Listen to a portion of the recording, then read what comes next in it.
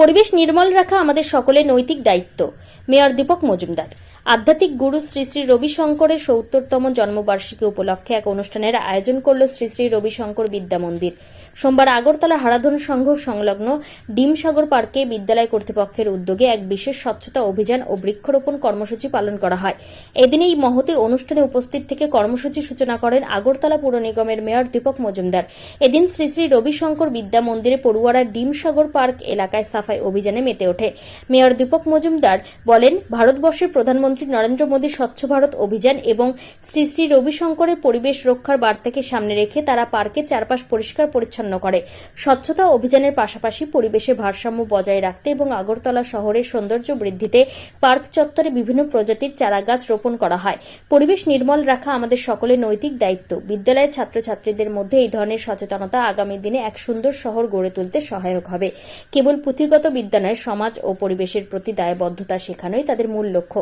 শ্রী শ্রী রবিশঙ্করের মানব কল্যাণ ও শান্তির আদর্শকে পাথেয় করে এই ধরনের কর্মসূচি গ্রহণ করা হয়েছে। এই উদ্যোগকে কেন্দ্র করে স্থানীয় বাসিন্দাদের মধ্যেও যথেষ্ট উৎসাহ লক্ষ্য করা যাচ্ছে। ত্রিপুরা থেকে বিক্রম কর্মকারের রিপোর্ট। ক্রাইম। এই বিদ্যালয়ের আমি সুনাম আছে, এই রাজ্যের অন্যান্য বিদ্যালয় থেকে অনেকটা এগিয়ে আছে শিক্ষার ক্ষেত্রে বলবো।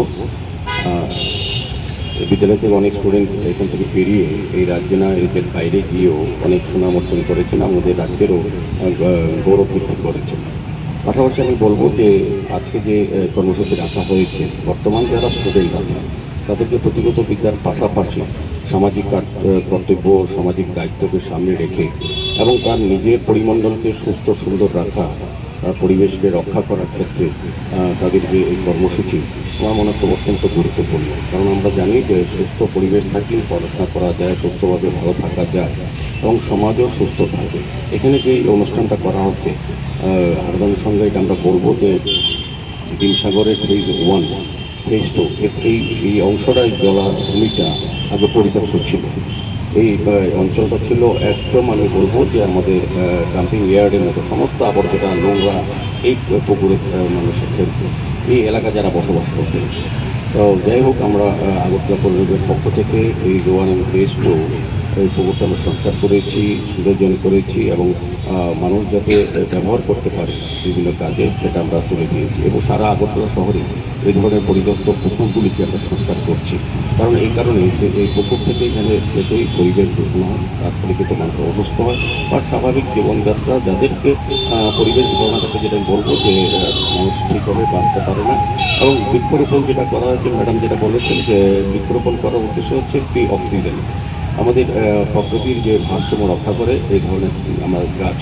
তো আমরা কারণেই সারা বছরব্যাপী বিভিন্ন সরকারি বেসরকারি প্রতিষ্ঠান ব্যক্তিগতভাবেও বৃক্ষরোপণ অনুষ্ঠান করে থাকে।